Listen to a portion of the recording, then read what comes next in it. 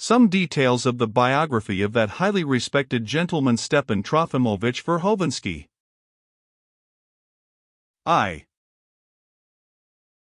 In undertaking to describe the recent and strange incidents in our town, till lately wrapped in uneventful obscurity, I find myself forced in absence of literary skill to begin my story rather far back, that is to say, with certain biographical details concerning that talented and highly esteemed gentleman, Stepan Trofimovich Verhovensky. I trust that these details may at least serve as an introduction, while my projected story itself will come later. I will say at once that Stepan Trofimovich had always filled a particular role among us, that of the progressive patriot, so to say, and he was passionately fond of playing the part, so much so that I really believe he could not have existed without it. Not that I would put him on a level with an actor at a theater, God forbid, for I really have a respect for him. This may all have been the effect of habit, or rather, more exactly of a generous propensity he had from his earliest years for indulging in an agreeable daydream in which he figured as a picturesque public character. He fondly loved, for instance, his position as a persecuted man and, so to speak, an exile.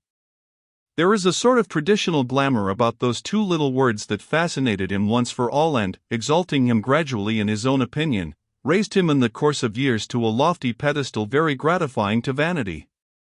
In an English satire of the last century, Gulliver, returning from the land of the Lilliputians where the people were only 3 or 4 inches high, had grown so accustomed to consider himself a giant among them, that as he walked along the streets of London he could not help crying out to carriages and passers-by to be careful and get out of his way for fear he should crush them, imagining that they were little and he was still a giant. He was laughed at and abused for it, and rough coachmen even lashed at the giant with their whips. But was that just? What may not be done by habit?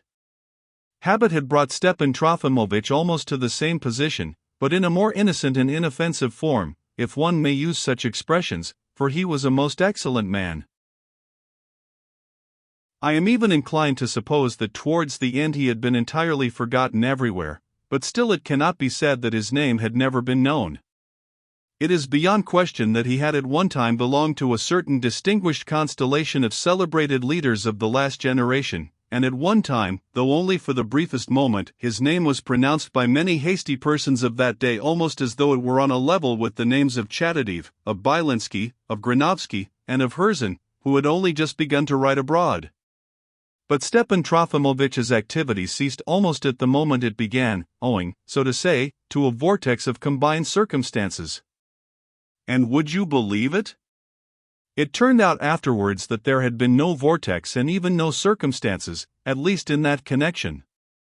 I only learned the other day to my intense amazement, though on the most unimpeachable authority, that Stepan Trofimovich had lived among us in our province not as an exile as we were accustomed to believe, and had never even been under police supervision at all. Such is the force of imagination. All his life he sincerely believed that in certain spheres he was a constant cause of apprehension, that every step he took was watched and noted, and that each one of the 3 governors who succeeded one another during 20 years in our province came with special and uneasy ideas concerning him, which had, by higher powers, been impressed upon each before everything else, on receiving the appointment. Had anyone assured the honest man on the most irrefutable grounds that he had nothing to be afraid of, he would certainly have been offended. Yet Stepan Trofimovich was a most intelligent and gifted man, even, so to say, a man of science, though indeed, in science, well, in fact he had not done such great things in science.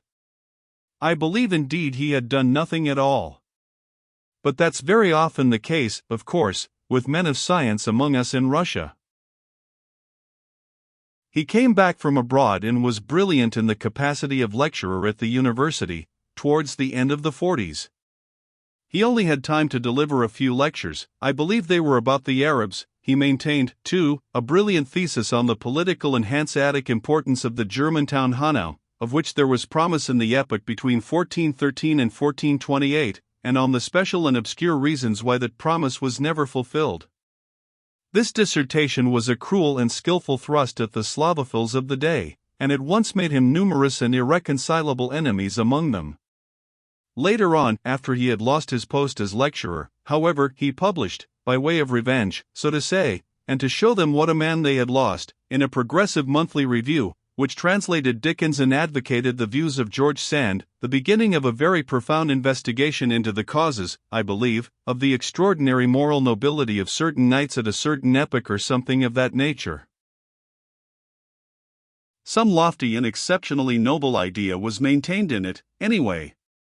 It was said afterwards that the continuation was hurriedly forbidden and even that the Progressive Review had to suffer for having printed the first part. That may very well have been so, for what was not possible in those days? Though, in this case, it is more likely that there was nothing of the kind, and that the author himself was too lazy to conclude his essay. He cut short his lectures on the Arabs because, somehow and by someone, probably one of his reactionary enemies, a letter had been seized giving an account of certain circumstances, in consequence of which someone had demanded an explanation from him. I don't know whether the story is true, but it was asserted that at the same time there was discovered in Petersburg a vast, unnatural, and illegal conspiracy of 30 people which almost shook society to its foundations.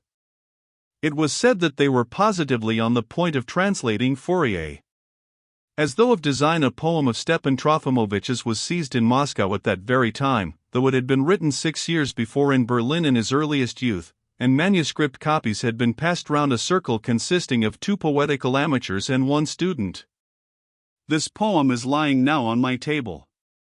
No longer ago than last year I received a recent copy in his own handwriting from Stepan Trofimovitch himself, signed by him, and bound in a splendid red leather binding. It is not without poetic merit, however, and even a certain talent. It's strange, but in those days, or to be more exact, in the 30s, people were constantly composing in that style. I find it difficult to describe the subject, for I really do not understand it.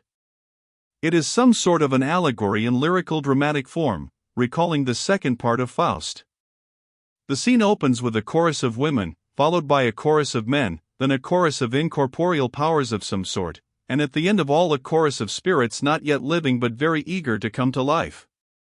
All these choruses sing about something very indefinite, for the most part about somebody's curse, but with a tinge of the higher humor.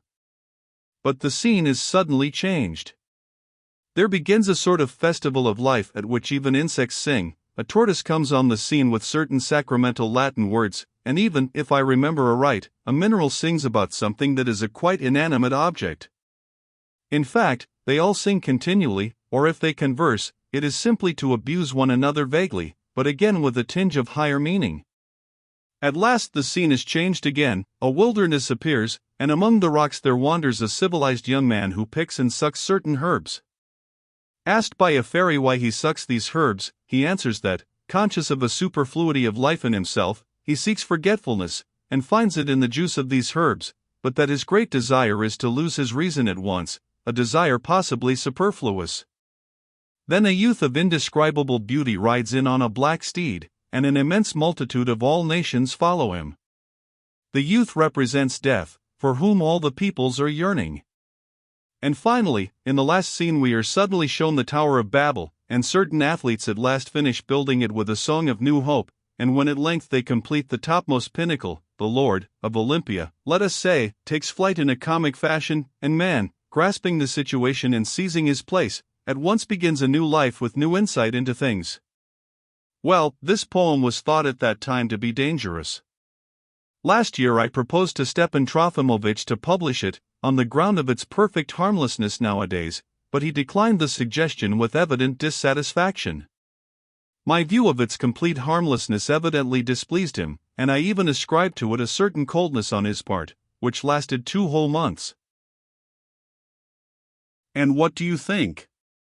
Suddenly, almost at the time I proposed printing it here, our poem was published abroad in a collection of revolutionary verse, without the knowledge of Stepan Trofimovitch. He was at first alarmed, rushed to the governor, and wrote a noble letter in self-defense to Petersburg. He read it to me twice, but did not send it, not knowing to whom to address it. In fact, he was in a state of agitation for a whole month, but I am convinced that in the secret recesses of his heart he was enormously flattered. He almost took the copy of the collection to bed with him, and kept it hidden under his mattress in the daytime. He positively would not allow the women to turn his bed, and although he expected every day a telegram, he held his head high. No telegram came. Then he made friends with me again, which is a proof of the extreme kindness of his gentle and unresentful heart. 2. Of course, I don't assert that he had never suffered for his convictions at all, but I am fully convinced that he might have gone on lecturing on his Arabs as long as he liked, if he had only given the necessary explanations. But he was too lofty, and he proceeded with peculiar haste to assure himself that his career was ruined forever by the vortex of circumstance. And if the whole truth is to be told, the real cause of the change in his career was the very delicate proposition which had been made before and was then renewed by Varvara Petrovna Stavrogin, a lady of great wealth, the wife of a lieutenant general, that he should undertake the education and the whole intellectual development of her only son in the capacity of a superior sort of teacher and friend, to say nothing of a magnificent salary. This proposal had been made to him the first time in Berlin, at the moment when he was first left a widower. His first wife was a frivolous girl from our province, whom he married in his early and unthinking youth, and apparently he had had a great deal of trouble with this young person, charming as she was, owing to the lack of means for her support, and also from other, more delicate, reasons. She died in Paris after 3 years' separation from him, leaving him a son of 5 years old. The fruit of our first, joyous, and unclouded love, were the words the sorrowing father once let fall in my presence. The child had, from the first, been sent back to Russia, where he was brought up in the charge of distant cousins in some remote region. Stepan Trofimovich had declined Varvara Petrovna's proposal on that occasion and had quickly married again, before the year was over, a taciturn Berlin girl, and, what makes it more strange, there was no particular necessity for him to do so. But apart from his marriage there were, it appears, other reasons for his declining the situation. He was tempted by the resounding fame of a professor, celebrated at that time, and he, in his turn, hastened to the lecturer's chair for which he had been preparing himself, to try his eagle wings in flight. But now with singed wings he naturally remembered the proposition which even then had made him hesitate. The sudden death of his second wife, who did not live a year with him, settled the matter decisively. To put it plainly, it was all brought about by the passionate sympathy and priceless, so to speak, classic friendship of Varvara Petrovna, if one may use such an expression of friendship. He flung himself into the arms of this friendship, and his position was settled for more than 20 years. I used the expression flung himself into the arms of, but God forbid that anyone should fly to idle and superfluous conclusions. These embraces must be understood only in the most loftily moral sense. The most refined and delicate tie united these two beings, both so remarkable, forever. The post of tutor was the more readily accepted too, as the property, a very small one, left to Stepan Trofimovich by his first wife was close to Skvoreshniki, the Stavrogins' magnificent estate on the outskirts of our provincial town. Besides, in the stillness of his study, far from the immense burden of university work, it was always possible to devote himself to the service of science, and to enrich the literature of his country with erudite studies. These works did not appear. But on the other hand, it did appear possible to spend the rest of his life, more than 20 years, a reproach incarnate, so to speak, to his native country, in the words of a popular poet. Reproach incarnate, thou didst stand erect before thy fatherland, O liberal idealist. But the person to whom the popular poet referred may perhaps have had the right to adopt that pose for the rest of his life if he had wished to do so, though it must have been tedious. Our Stepan Trofimovich was, to tell the truth, only an imitator compared with such people. Moreover, he had grown weary of standing erect and often lay down for a while. But, to do him justice, the incarnation of reproach was preserved even in the recumbent attitude, the more so as that was quite sufficient for the province. You should have seen him at our club when he sat down to cards. His whole figure seemed to exclaim, "Cards! Me sit down to whist with you! Is it consistent? Who is responsible for it? Who has shattered my energies and turned them to whist? Ah, perish, Russia!" And he would majestically trump with a heart. And to tell the truth, he dearly loved a game of cards, which led him, especially in later years, into frequent and unpleasant skirmishes with Varvara Petrovna, particularly as he was always losing. But of that later. I will only observe that he was a man of tender conscience, that is, sometimes, and so was often depressed.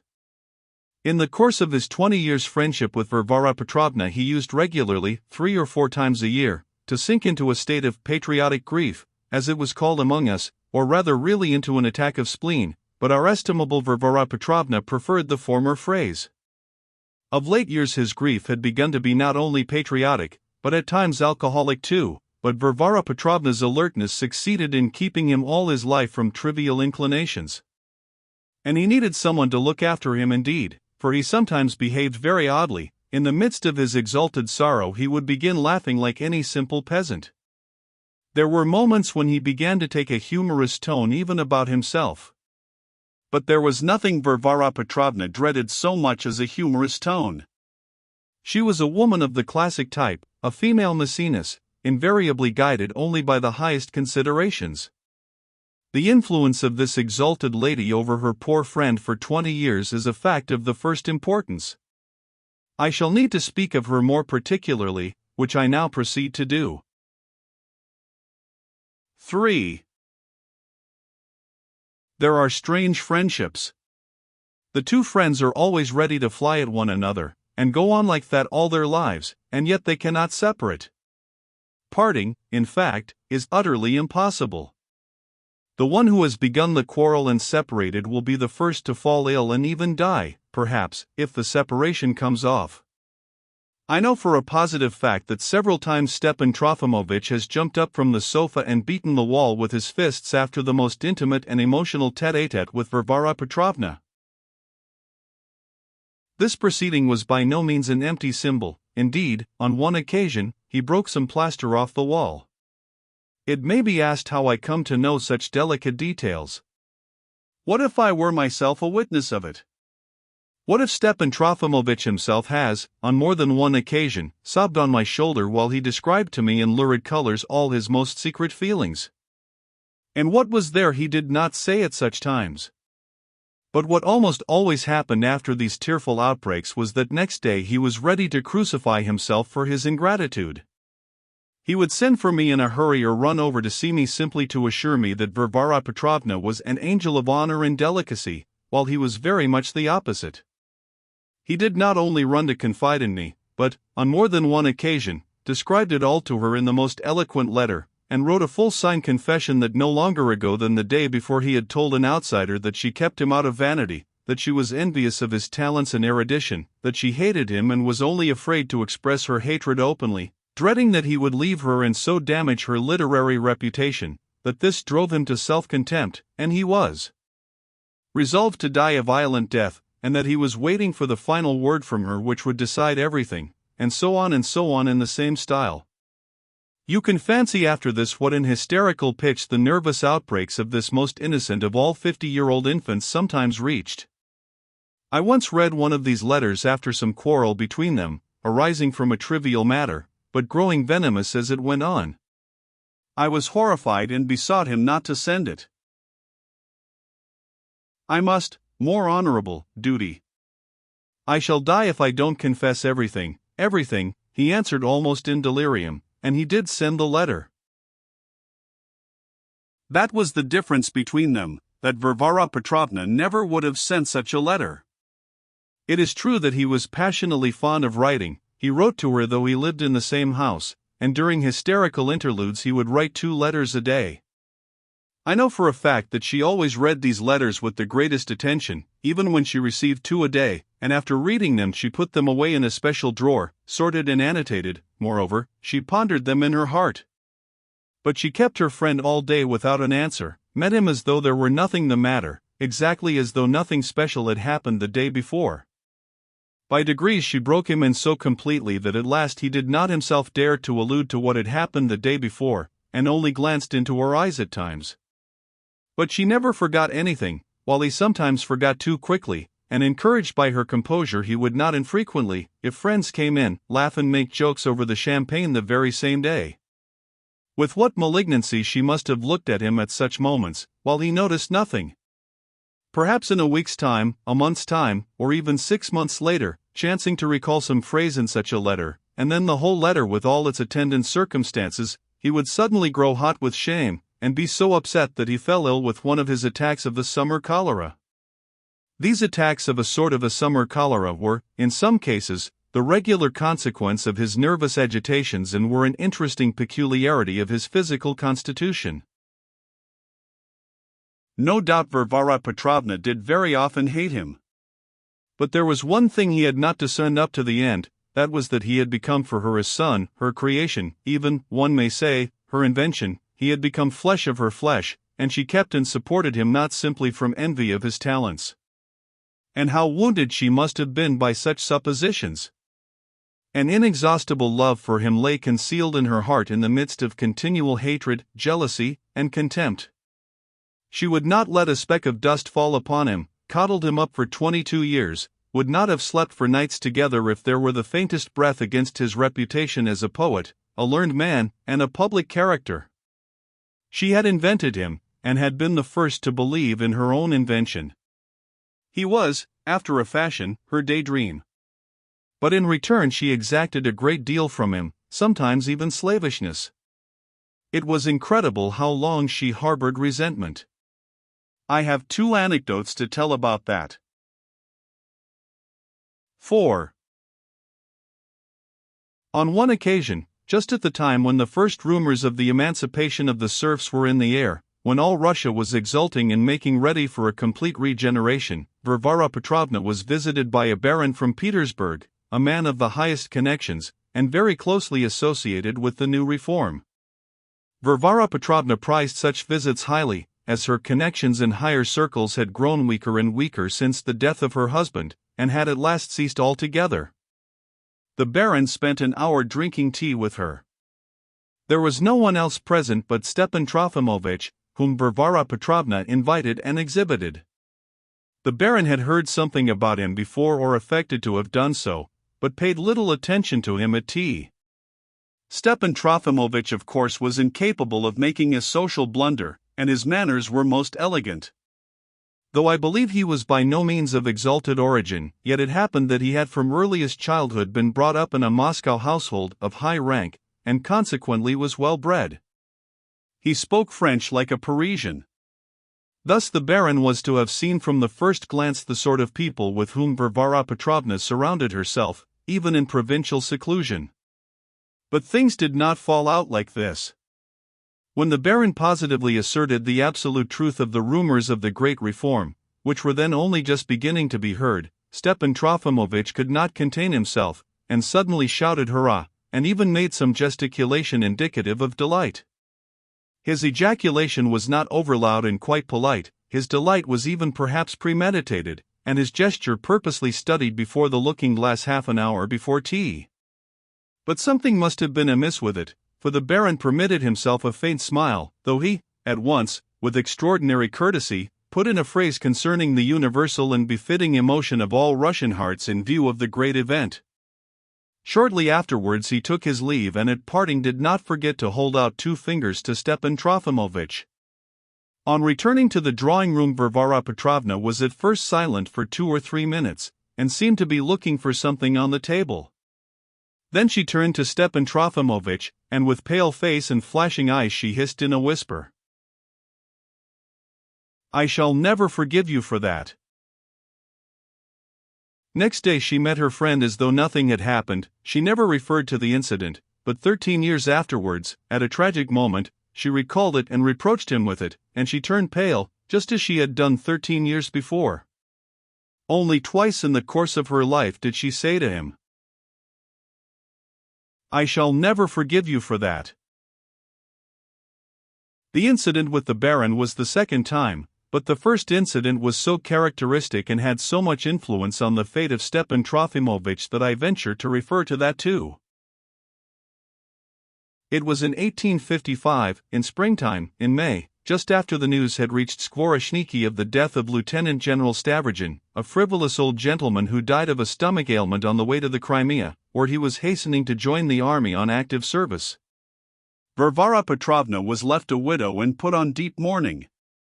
She could not, it is true, deplore his death very deeply, since, for the last 4 years, she had been completely separated from him owing to incompatibility of temper, and was giving him an allowance. The lieutenant general himself had nothing but 150 serfs in his pay, besides his position and his connections. All the money in Skvoreshniki belonged to Varvara Petrovna, the only daughter of a very rich contractor. Yet she was shocked by the suddenness of the news, and retired into complete solitude. Stepan Trofimovich, of course, was always at her side. May was in its full beauty. The evenings were exquisite. The wild cherry was in flower. The two friends walked every evening in the garden and used to sit till nightfall in the arbor, and pour out their thoughts and feelings to one another. They had poetic moments. Under the influence of the change in her position, Varvara Petrovna talked more than usual. She, as it were, clung to the heart of her friend, and this continued for several evenings. A strange idea suddenly came over Stepan Trofimovich. Was not the inconsolable widow reckoning upon him, and expecting from him, when her mourning was over, the offer of his hand? A cynical idea, but the very loftiness of a man's nature sometimes increases a disposition to cynical ideas, if only from the many-sidedness of his culture. He began to look more deeply into it, and thought it seemed like it. He pondered, her fortune is immense, of course, but Varvara Petrovna certainly could not be called a beauty. She was a tall, yellow, bony woman with an extremely long face, suggestive of a horse. Stepan Trofimovich hesitated more and more. He was tortured by doubts, he positively shed tears of indecision once or twice, he wept not infrequently. In the evenings, that is to say in the arbor, his countenance involuntarily began to express something capricious and ironical, something coquettish and at the same time condescending. This is apt to happen as it were by accident, and the more gentlemanly the man the more noticeable it is. Goodness only knows what one is to think about it, but it's most likely that nothing had begun working in her heart that could have fully justified Stepan Trofimovich's suspicions. Moreover, she would not have changed her name, Stavrogin, for his name, famous as it was. Perhaps there was nothing in it but the play of femininity on her side, the manifestation of an unconscious feminine yearning so natural in some extremely feminine types. However, I won't answer for it, the depths of the female heart have not been explored to this day. But I must continue. It is to be supposed that she soon inwardly guessed the significance of her friend's strange expression. She was quick and observant, and he was sometimes extremely guileless. But the evenings went on as before, and their conversations were just as poetic and interesting.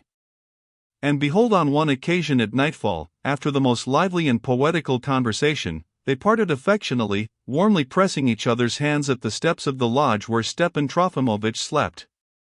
Every summer he used to move into this little lodge which stood adjoining the huge seigneurial house of Skvoreshniki, almost in the garden. He had only just gone in, and in restless hesitation taken a cigar, and not having yet lighted it, was standing weary and motionless before the open window, gazing at the light feathery white clouds gliding around the bright moon, when suddenly a faint rustle made him start and turn round. Varvara Petrovna, whom he had left only 4 minutes earlier, was standing before him again.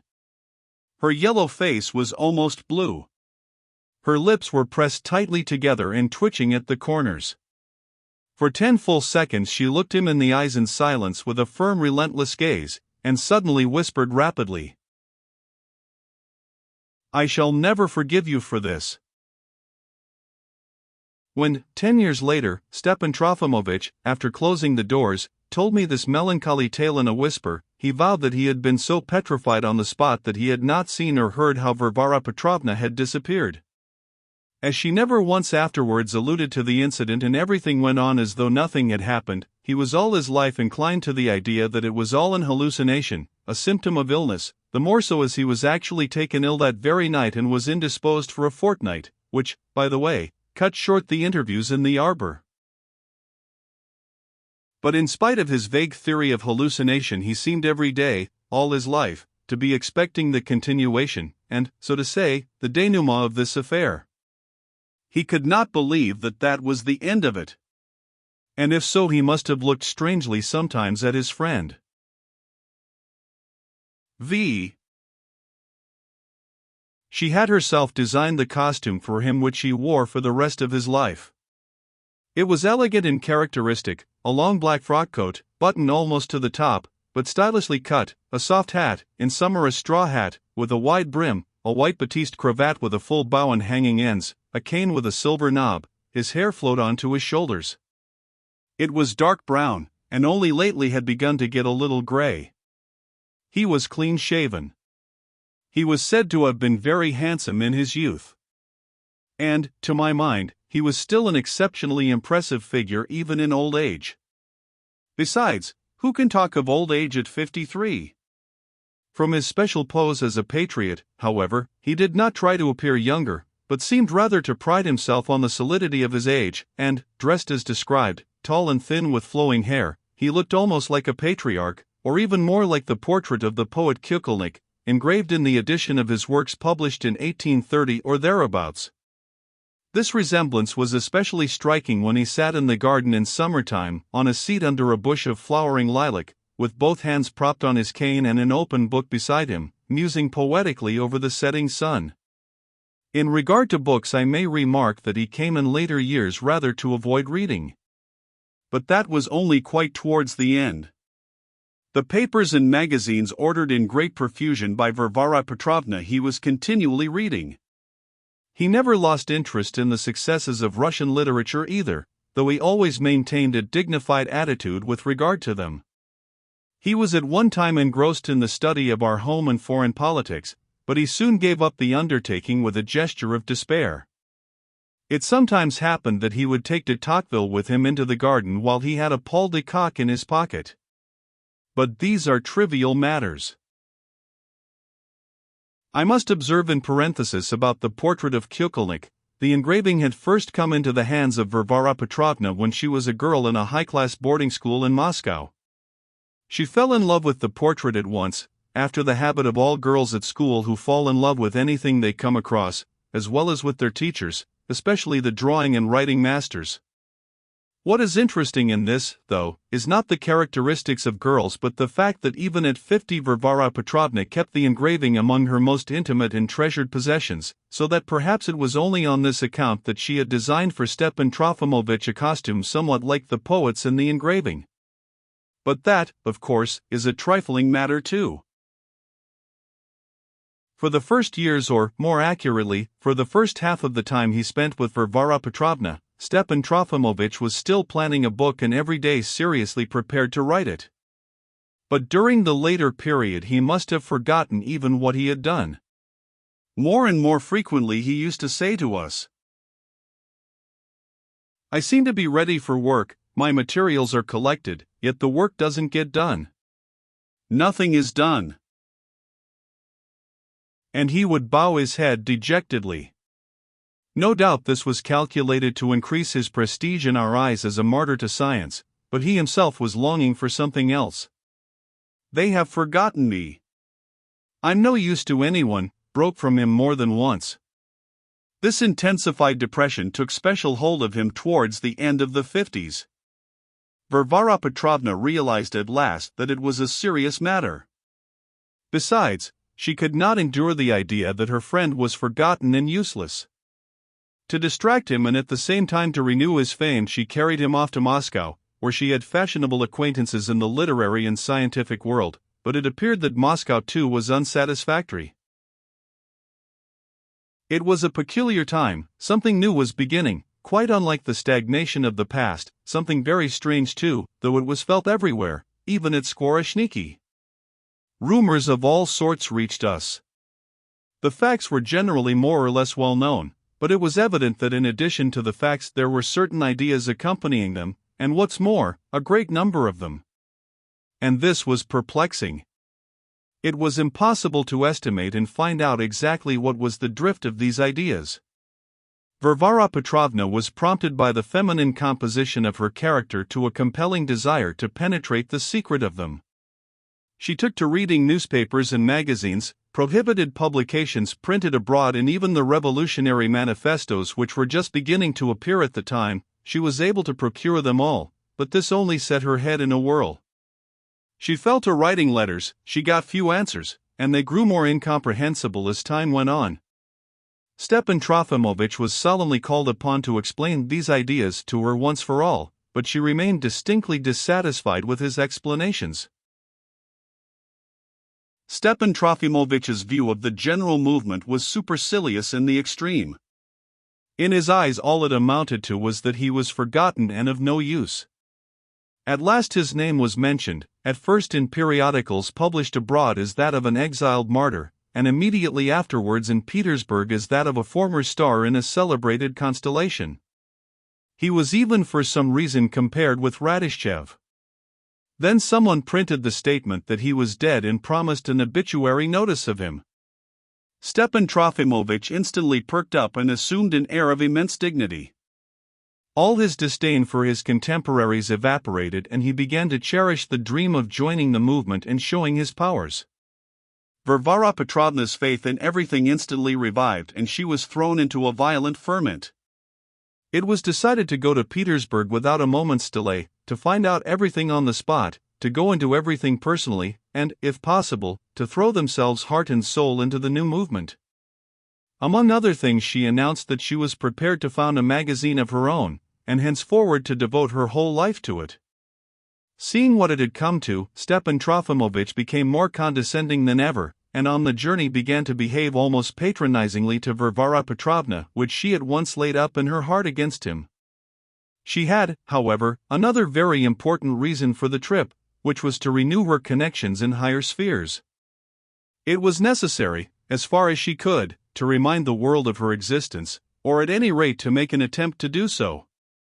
The ostensible object of the journey was to see her only son, who was just finishing his studies at a Petersburg lyceum. 6. They spent almost the whole winter season in Petersburg. But by Lent everything burst like a rainbow-colored soap bubble.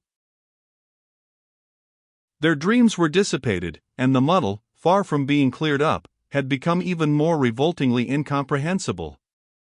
To begin with, connections with the higher spheres were not established, or only on a microscopic scale, and by humiliating exertions. In her mortification, Varvara Petrovna threw herself heart and soul into the new ideas, and began giving evening receptions. She invited literary people, and they were brought to her at once in multitudes. Afterwards they came of themselves without invitation, one brought another. Never had she seen such literary men. They were incredibly vain, but quite open in their vanity, as though they were performing a duty by the display of it. Some, but by no means all, of them even turned up intoxicated, seeming, however, to detect in this a peculiar, only recently discovered, merit.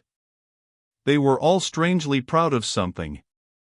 On every face was written that they had only just discovered some extremely important secret. They abused one another, and took credit to themselves for it. It was rather difficult to find out what they had written exactly, but among them there were critics, novelists, dramatists, satirists, and exposers of abuses. Stepan Trofimovich penetrated into their very highest circle from which the movement was directed. Incredible heights had to be scaled to reach this group, but they gave him a cordial welcome, though, of course, no one of them had ever heard of him or knew anything about him except that he represented an idea. His maneuvers among them were so successful that he got them twice to Varvara Petrovna's salon in spite of their Olympian grandeur. These people were very serious and very polite, they behaved nicely, the others were evidently afraid of them, but it was obvious that they had no time to spare. 2 or 3 former literary celebrities who happened to be in Petersburg, and with whom Varvara Petrovna had long maintained a most refined correspondence, came also. But to her surprise these genuine and quite indubitable celebrities were stiller than water, humbler than the grass, and some of them simply hung on to this new rabble, and were shamefully cringing before them. At first Stepan Trofimovich was a success. People caught at him and began to exhibit him at public literary gatherings. The first time he came onto the platform at some public reading in which he was to take part, he was received with enthusiastic clapping which lasted for 5 minutes. He recalled this with tears 9 years afterwards, though rather from his natural artistic sensibility than from gratitude. "I swear, and I'm ready to bet," he declared, "but only to me, and in secret, that not one of that audience knew anything whatever about me." A noteworthy admission. He must have had a keen intelligence, since he was capable of grasping his position so clearly even on the platform, even in such a state of exaltation. It also follows that he had not a keen intelligence if, 9 years afterwards, he could not recall it without mortification. He was made to sign 2 or 3 collective protests against what he did not know. He signed them. Varvara Petrovna too was made to protest against some disgraceful action, and she signed too. The majority of these new people, however, though they visited Varvara Petrovna, felt themselves for some reason called upon to regard her with contempt, and with undisguised irony. Stepan Trofimovitch hinted to me at bitter moments afterwards that it was from that time she had been envious of him. She saw, of course, that she could not get on with these people, yet she received them eagerly, with all the hysterical impatience of her sex, and, what is more, she expected something. At her parties she talked little, although she could talk, but she listened the more. They talked of the abolition of the censorship, and of phonetic spelling, of the substitution of the Latin characters for the Russian alphabet, of someone's having been sent into exile the day before, of some scandal, of the advantage of splitting Russia into nationalities united in a free federation, of the abolition of the army and the navy, of the restoration of Poland as far as the Dnieper, of the peasant reforms, and of the manifestos, of the abolition of the hereditary principle, of the family, of children, and of priests, of women's rights, of Krevsky's house, for which no one ever seemed able to forgive Mr. Krevsky, and so on, and so on. It was evident that in this mob of new people there were many impostors, but undoubtedly there were also many honest and very attractive people, in spite of some surprising characteristics in them.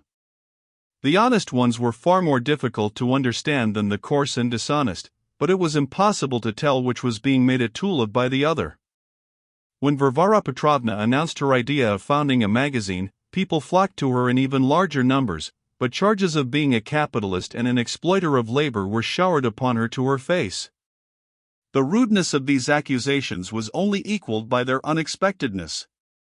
The aged General Ivan Ivanovich Drozdov, an old friend and comrade of the late General Stavrogin's, known to us all here as an extremely stubborn and irritable, though very estimable, man, in his own way, of course, who ate a great deal, and was dreadfully afraid of atheism, quarreled at one of Varvara Petrovna's parties with a distinguished young man.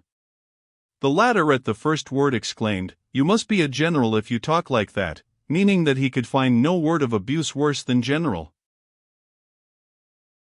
Ivan Ivanovitch flew into a terrible passion. "Yes, sir, I am a general, and a lieutenant general, and I have served my Tsar, and you, sir, are a puppy and an infidel." An outrageous scene followed.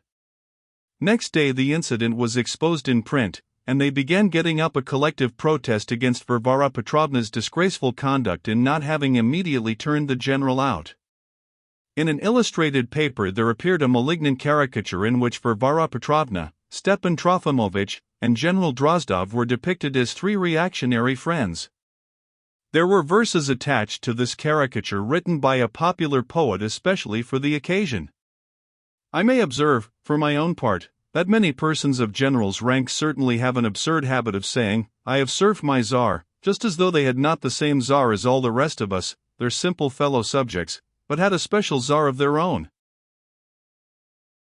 It was impossible, of course, to remain any longer in Petersburg, all the more so as Stepan Trofimovitch was overtaken by a complete fiasco. He could not resist talking of the claims of art, and they laughed at him more loudly as time went on. At his last lecture he thought to impress them with patriotic eloquence, hoping to touch their hearts, and reckoning on the respect inspired by his persecution.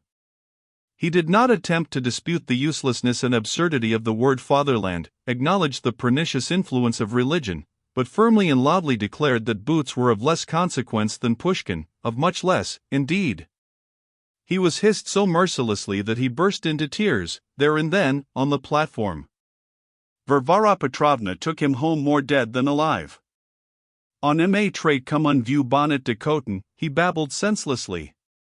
She was looking after him all night, giving him laurel drops and repeating to him till daybreak, you will still be of use, you will still make your mark, you will be appreciated, in another place. Early next morning 5 literary men called on Varvara Petrovna, 3 of them complete strangers, whom she had never set eyes on before.